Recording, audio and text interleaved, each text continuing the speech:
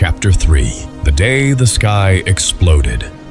It began as a low rumble beneath the earth, a warning so subtle that most dismissed it as an ordinary tremor. But soon, the sky itself betrayed the mountain. Smoke and fire erupted, turning daylight into a shadowed nightmare.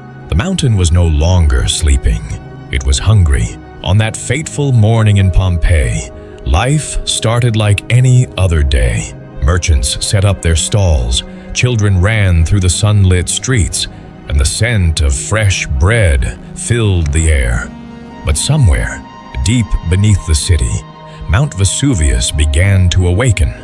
A black cloud, heavy and unnatural, rose from the peak, curling into the sky like a monstrous hand reaching for the sun. People stopped, pointing, whispering, uncertain if it was smoke, storm, or something far worse. Within minutes, ash began to fall. Fine at first, like dust, but quickly thickening, stinging skin and filling lungs. Dogs barked frantically, horses bolted. Panic rippled through the city like wildfire. Merchants abandoned their stalls. Mothers clutched their children. Slaves ran through alleys, their eyes wide with fear. The once vibrant streets of Pompeii became chaotic, a blur of terrified faces and desperate footsteps. The air grew thick and choking, carrying the smell of sulfur and burnt vegetation. Roof tiles cracked under the weight of accumulating ash, sending shards crashing to the streets below. People who had lived all their lives in the shadow of the mountain now realized its power and its wrath. Some tried to flee toward the coast, hoping the sea would save them.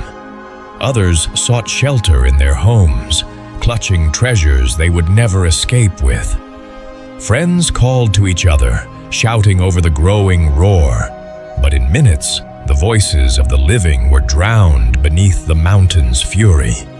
The city that had once celebrated laughter, wealth, and pleasure now faced the unrelenting might of nature. Ash fell in relentless sheets, darkening the sun, coating bodies, streets, and buildings. The sky, once a serene blue, was now an ominous gray, a warning written in stone and fire. By the time the day had reached its peak, Pompeii was already disappearing beneath the wrath of Mount Vesuvius. The joyous city, so full of life, now teetered on the edge of oblivion. Every heartbeat, every scream